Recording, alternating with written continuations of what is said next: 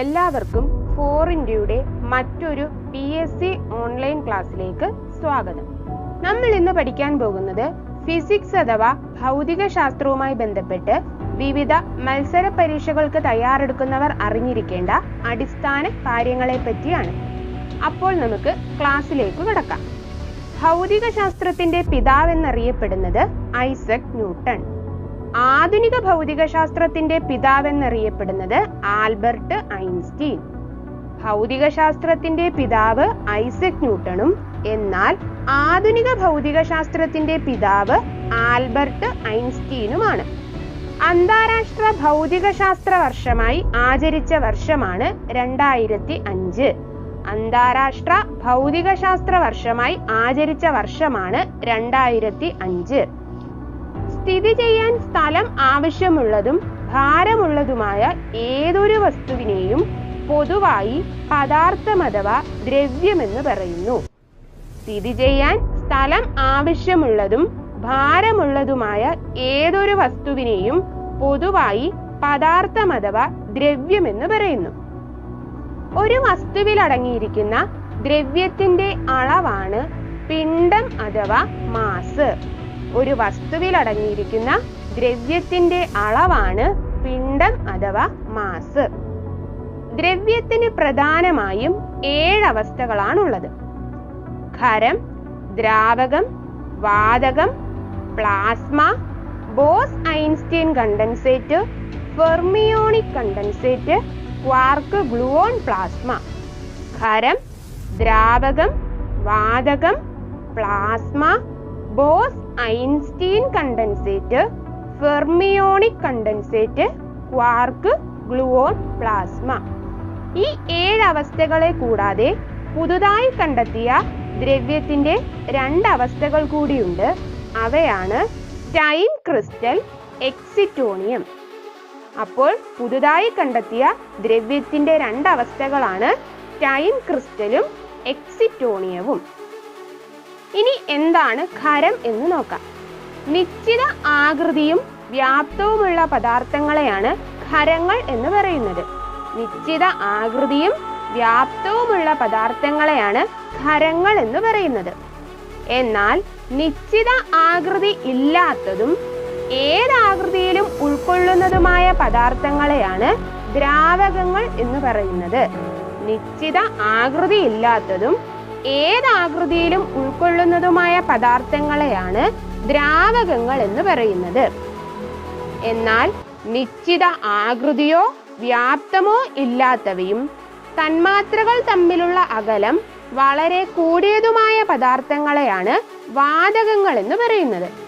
നിശ്ചിത ആകൃതിയോ വ്യാപ്തമോ ഇല്ലാത്തവയും തന്മാത്രകൾ തമ്മിലുള്ള അകലം വളരെ കൂടിയതുമായ പദാർത്ഥങ്ങളെയാണ് വാതകങ്ങൾ എന്ന് പറയുന്നത്. ഇനി പ്ലാസ്മയുമായി ബന്ധപ്പെട്ട് PSC ചോദിച്ചിട്ടുള്ള മറ്റു ചില കാര്യങ്ങൾ നോക്കാം. പ്രപഞ്ചത്തിൽ ദ്രവ്യം ഏറ്റവും കൂടുതൽ കാണപ്പെടുന്ന അവസ്ഥയാണ് പ്ലാസ്മ. സൂര്യന്റെയും നക്ഷത്രങ്ങളുടെയും കേന്ദ്രഭാഗത്ത് ദ്രവ്യം കാണപ്പെടുന്ന അവസ്ഥ പ്ലാസ്മ അവസ്ഥയാണ്. തന്മാത്രകൾ ഏറ്റവും കൂടുതൽ ക്രമരഹിതമായി കാണപ്പെടുന്ന അവസ്ഥ പ്ലാസ്മ. തന്മാത്രകൾ ഏറ്റവും കൂടുതൽ ക്രമരഹിതമായി കാണപ്പെടുന്ന അവസ്ഥ പ്ലാസ്മ. മിന്നലിൽ ദ്രവ്യം കാണപ്പെടുന്ന അവസ്ഥ ചോദിച്ചാലും പ്ലാസ്മ അവസ്ഥയാണ്. പ്രപഞ്ചത്തിൽ ഏറ്റവും കൂടുതൽ കാണപ്പെടുന്ന അവസ്ഥയാണ് പ്ലാസ്മ. സൂര്യന്റെയും നക്ഷത്രങ്ങളുടെയും കേന്ദ്രഭാഗത്ത് ദ്രവ്യം കാണപ്പെടുന്ന അവസ്ഥ പ്ലാസ്മ അവസ്ഥയിലാണ്. തന്മാത്രകൾ ഏറ്റവും കൂടുതൽ ക്രമരഹിതമായി കാണപ്പെടുന്ന അവസ്ഥയാണ് പ്ലാസ്മ. മിന്നലിൽ ദ്രവ്യം കാണപ്പെടുന്ന അവസ്ഥയും പ്ലാസ്മ അവസ്ഥയാണ്. ഇനി ദ്രവ്യത്തിന്റെ 5ാമത്തെ അവസ്ഥയാണ് boss Einstein condensate. Boss Einstein condensate കണ്ടെത്തിയ ശാസ്ത്രജ്ഞരാണ് സത്യേന്ദ്രനാഥ ബോസും ആൽബർട്ട് ഐൻസ്റ്റീനും. സത്യേന്ദ്രനാഥ ബോസും ആൽബർട്ട് ഐൻസ്റ്റീനും കൂടി ചേർന്നാണ് ദ്രവ്യത്തിന്റെ 5ാമത്തെ അവസ്ഥയായ ബോസ് ഐൻസ്റ്റീൻ കണ്ടൻസേറ്റ് കണ്ടുപിടിച്ചത്.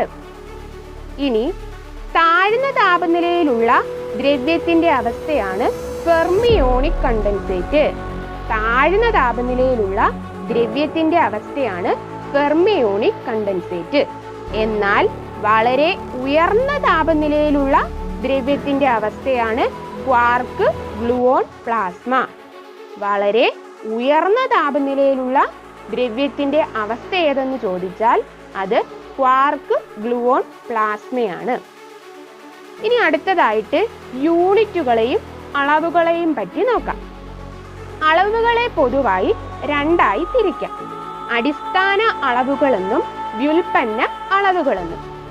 പരസ്പരം ബന്ധമില്ലാതെ നിലനിൽക്കുന്നതും മറ്റളവുകൾ ഉപയോഗിച്ച് പ്രസ്താവിക്കാൻ കഴിയാത്തതുമായ കേവല അളവുകളാണ് അടിസ്ഥാന അളവുകൾ.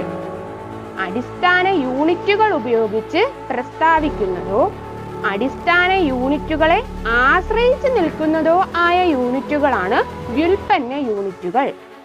അളവുകളെ പ്രധാനമായും രണ്ടായി തിരിക്കാം. അടിസ്ഥാന അളവുകളെന്നും വ്യുൽപ്പന്ന അളവുകളെന്നും.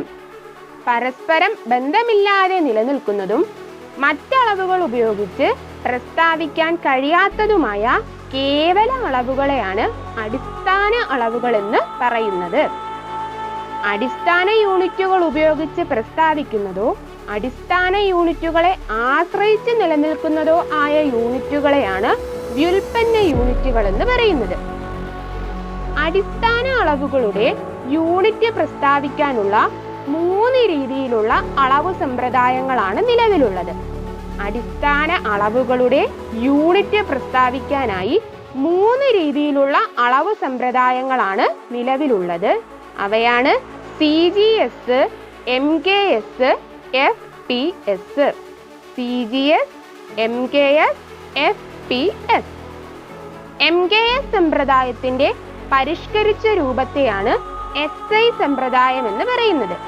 MKS സമ്പ്രദായത്തിന്റെ പരിഷ്കരിച്ച രൂപമാണ് SI സമ്പ്രദായം. ഇന്ന് ആഗോളതലത്തിൽ അംഗീകരിച്ചിട്ടുള്ള അളവ് സമ്പ്രദായമാണ് SI സമ്പ്രദായം. ഇന്ന് ആഗോളതലത്തിൽ അംഗീകരിച്ചിട്ടുള്ള അളവ് സമ്പ്രദായമാണ് SI സമ്പ്രദായം. ശാസ്ത്രലോകത്തെ അളവുകൾ പ്രസ്താവിക്കാനായി SI യൂണിറ്റ് സമ്പ്രദായം ലോകവ്യാപകമായി ഉപയോഗിച്ചു തുടങ്ങിയത് 1960 മുതലാണ്. ശാസ്ത്രലോകത്തെ അളവുകൾ പ്രസ്താവിക്കാനായി SI യൂണിറ്റ് സമ്പ്രദായം ലോകവ്യാപകമായി ഉപയോഗിച്ചു തുടങ്ങിയത് 1960 മുതലാണ്. SI യൂണിറ്റ് സമ്പ്രദായത്തിലെ അടിസ്ഥാന അളവുകളുടെ എണ്ണം 7 എണ്ണമാണ്. SI യൂണിറ്റ് സമ്പ്രദായത്തിലെ അടിസ്ഥാന അളവുകളുടെ എണ്ണം 7 എണ്ണമാണ്. ഇനി നമുക്ക് ആ 7 അളവുകളും അവയുടെ SI യൂണിറ്റുകളും നോക്കാം. ഒന്നാമത്തേതാണ് നീളം. നീളത്തിന്റെ SI യൂണിറ്റ് മീറ്റർ. അടുത്തത് മാസ്. മാസിന്റെ SI യൂണിറ്റ് ആണ് കിലോഗ്രാം. സമയം. സമയത്തിന്റെ SI യൂണിറ്റ് ആണ് സെക്കൻഡ്. അടുത്തത് വൈദ്യുത പ്രവാഹ തീവ്രത. അതിന്റെ SI യൂണിറ്റ് ആണ് ആംപിയർ. താപനില. താപനിലയുടെ SI യൂണിറ്റ് ആണ് കെൽവിൻ. അടുത്തത് പദാർത്ഥത്തിന്റെ അളവ്. അതിന്റെ SI യൂണിറ്റ് ആണ് മോൾ. പ്രകാശ തീവ്രത. അതിന്റെ SI യൂണിറ്റ് കാൻഡല. നീളം മീറ്റർ, മാസ് കിലോഗ്രാം, സമയം സെക്കൻഡ്, വൈദ്യുത പ്രവാഹ തീവ്രത ആംപിയർ, താപനില കെൽവിൻ, പദാർത്ഥത്തിന്റെ അളവ് മോൾ, പ്രകാശ തീവ്രത കാൻഡല. നമ്മൾ പറഞ്ഞു നീളത്തിന്റെ അടിസ്ഥാന യൂണിറ്റ് ആണ് മീറ്റർ. ഇനി ഒരു മീറ്റർ സ്കെയിൽ ഉപയോഗിച്ച് കൃത്യമായി അളക്കാവുന്ന ഏറ്റവും കുറഞ്ഞ നീളത്തെയാണ് ലീസ്റ്റ് കൗണ്ട് എന്ന് പറയുന്നത്. ഒരു മീറ്റർ സ്കെയിൽ ഉപയോഗിച്ച് കൃത്യമായി അളക്കാവുന്ന ഏറ്റവും കുറഞ്ഞ നീളത്തെയാണ് അതിന്റെ ലീസ്റ്റ് കൗണ്ട് എന്ന് പറയുന്നത്. 2 പ്രദേശങ്ങൾക്കിടയിലുള്ള ദൂരം അളക്കാൻ നീളത്തിന്റെ വലിയ യൂണിറ്റായ കിലോമീറ്റർ ആണ് ഉപയോഗിക്കാറുള്ളത്. 2 പ്രദേശങ്ങൾക്കിടയിലുള്ള ദൂരം അളക്കാൻ നീളത്തിന്റെ വലിയ യൂണിറ്റായ കിലോമീറ്റർ ആണ് ഉപയോഗിക്കാറുള്ളത്.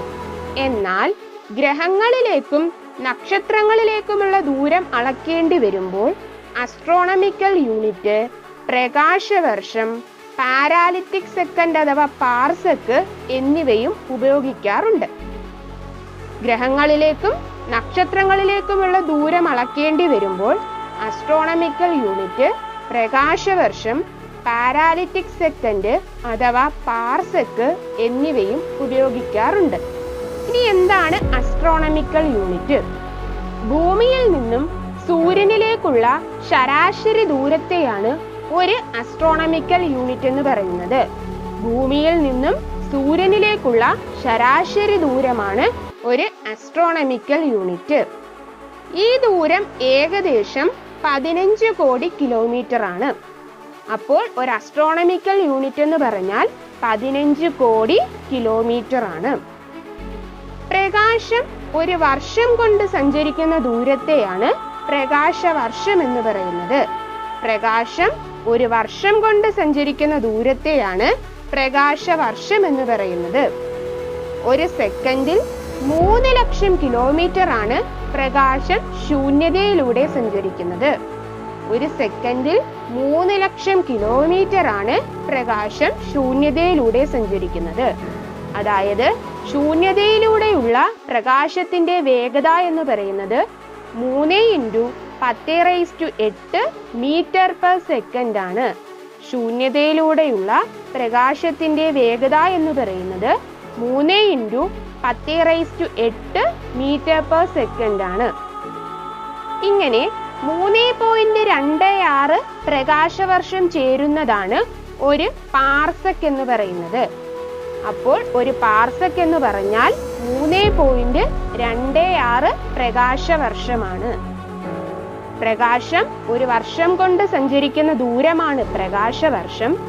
ശൂന്യതയിലൂടെയുള്ള പ്രകാശത്തിന്റെ വേഗത എന്ന് പറയുന്നത് 3 × 10⁸ മീറ്റർ പെർ സെക്കൻഡ് ആണ്.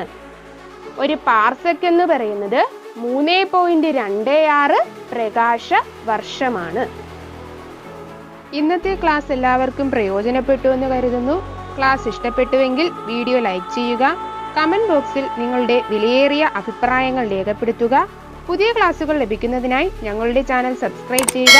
അതോടൊപ്പം കാണുന്ന ബെൽ ബട്ടൺ കൂടി പ്രസ് ചെയ്യുക. Thank you.